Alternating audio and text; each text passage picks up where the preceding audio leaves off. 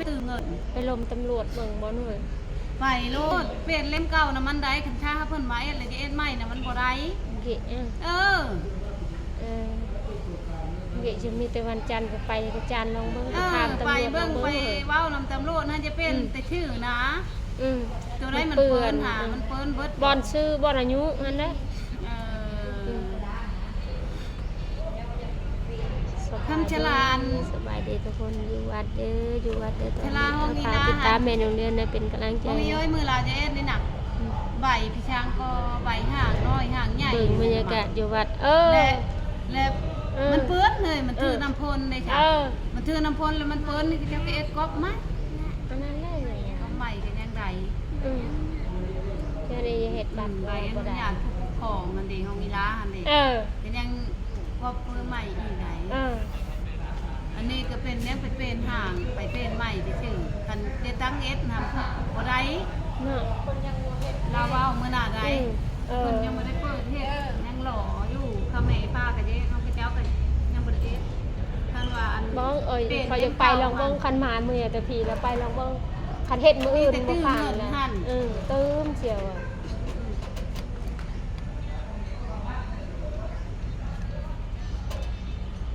แม่แรกคันจะเป็นถือบุตื่นเงินเขากระเจ้าถือกระเจ้าประเทศเขาแท้อยู่วัดทุกคนเป็นบรรยากาศอยู่วัดเด้อใช่เลยวัดมหาโซวัดทันใจว่าบ่ถือเขาได้ที่เป็นเท่าไรแหละกระเจ้าหลับเท่านั้นเท่านี้แหละเขาพอมีจะเขาเอาเฮ้อเราแล้วเจ้าเห็นเฮ้อใบ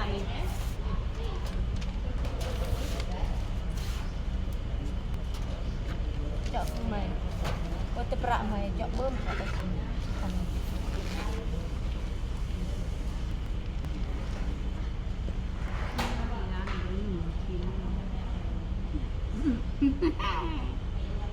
รจะเป็นชิ้นนอนเห็นมันนอน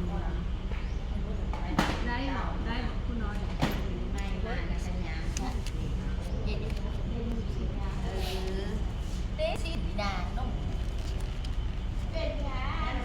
จุ่มบระชินมาช้ำคอยลืมเบิ้งในตอนเจ้าเข้ามาคนเบิ้งคนใส่ส่งนะคอยก็ลืมว่าจะนั่งในนี่เลยจังว่าเฮ้ย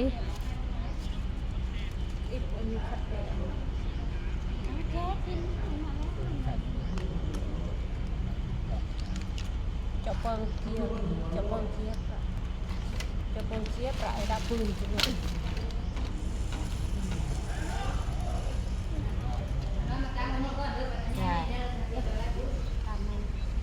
โอเคปะไปวันนี้ปะ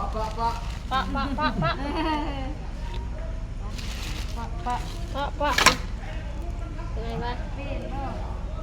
ระจีทำไมđó này cáiคืออีบอกแม่ได้บอกมันหนุ่มชงไปนี่ไหนละนี่นี่นี่ชิ้นเอาเปลี่ยนชิ้นได้จ้ะไปเห็ดก่อนเด้อ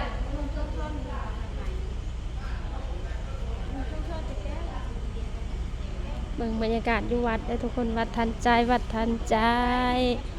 แมงเดือนมาวัดแมงเดือนมาวัดเด้อมื้อนี้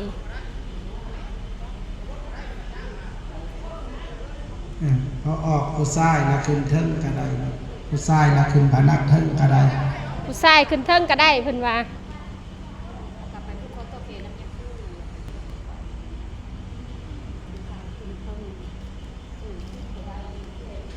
เอาให้มันถึกเด้อ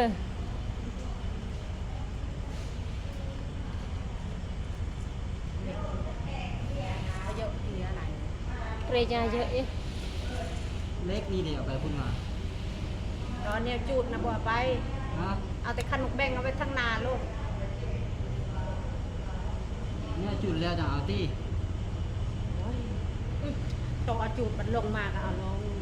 ลงมาก็จูดนาย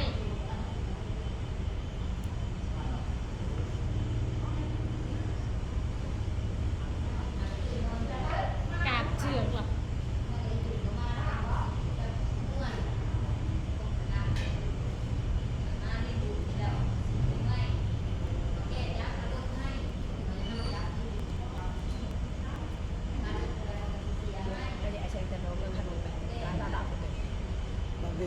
ถูกรับมัดทันกินแล้วเวลามัดมือมันจะแซงแต่นั้นที่ระดับตัวไหนช่างนิ้วให้ตะกัน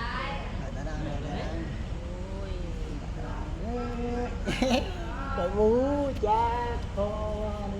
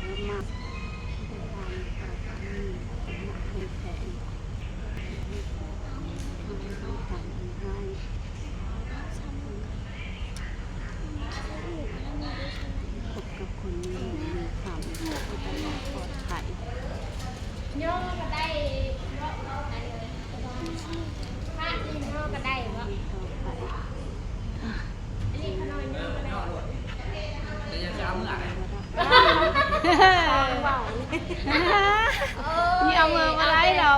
บจักแนวบูชาเอาแต่เอาแต่บุญไปแล้วเอามืออะไรก็เอาแต่บอกเลขบอกเบอร์ไปแล้วเอาแต่ชิงปรารถนานี่แหละเอามือเนาะให้มันสม มาชมวัง ปรารถนา พระวังเนาะปรารถนาทิ้งใดกะ ดูทหารแบบต่อ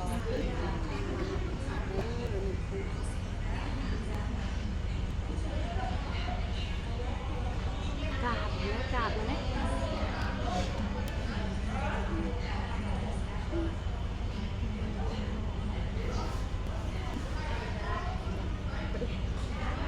บ่หยอบ่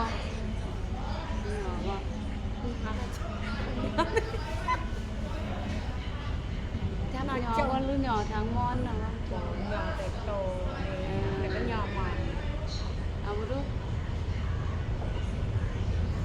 ต้องกันละต่ออันธรรมดาต่อเลยอันตัวต่างต่างเหตุต่อกลัวแห้งเลยหรือแม่ยุบแห้งอันตัวต่าง เออ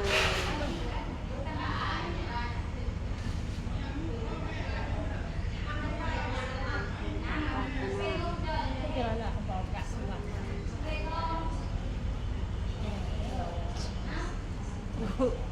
ตะเห็นคืออะ ก้มแล้วก็ก้มขาบแล้วก็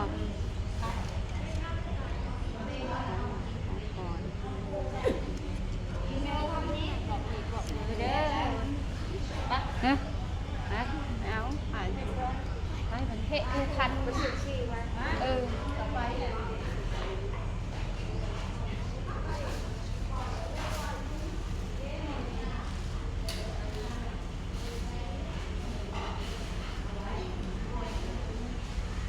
และบ้านเชียงฉีกเหรอ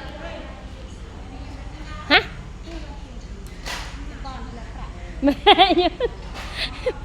อีโปงัดเชนนี่มั้งอีโปงัดเชนนี่มั้งจะออนเฮิมหยะเดวองทีใดนี่แหละดังนะไปให้เปิดมือกันนะ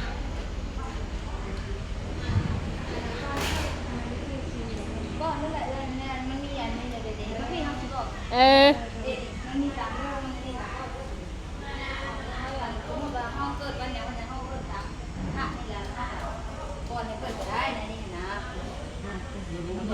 บ่จื้อก็เฮ็ดไปนั่นแหละ พุ่นบ่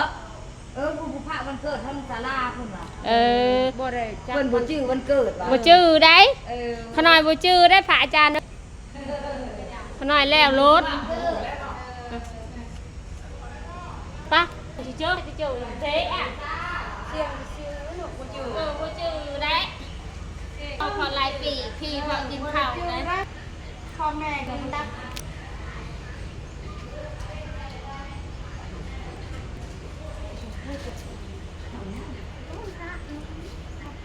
ช่องคู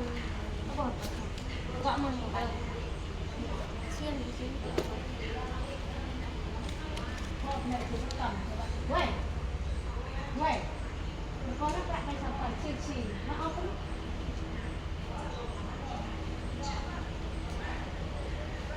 หลับเป็นช็อต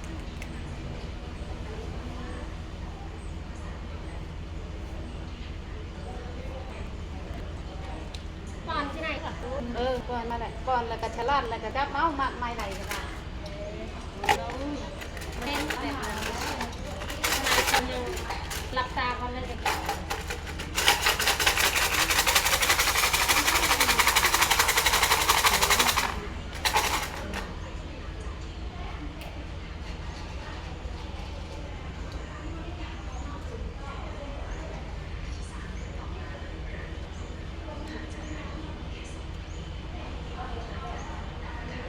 โอ้ยน้องมัมจับไปไหนกันที่หนึ่งมีแหละบ่อยเปลี่ยนไหมอ๋อตะเพียน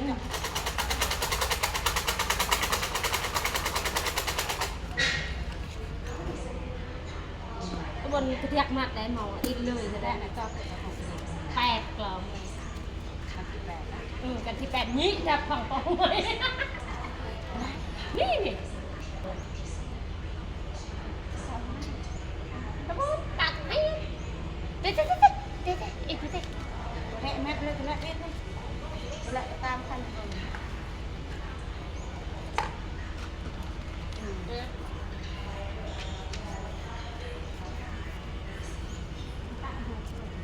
ปะอีกเจอนี่เอาแม่นักเรียนขอลำลาไปก่อนขอจบคลิปเพียงเท่านี้เด้อป่าลุงไปเบิ่งไปชมอยู่วัดนี่แล้วขอลำลาไปก่อนขอจบคลิปเพียงเท่านี้แม่นักเรียนบอกกลับไปกลับมาสบายดีไปพบไปเจออีกคลิปต่อไปเด้อทุกคน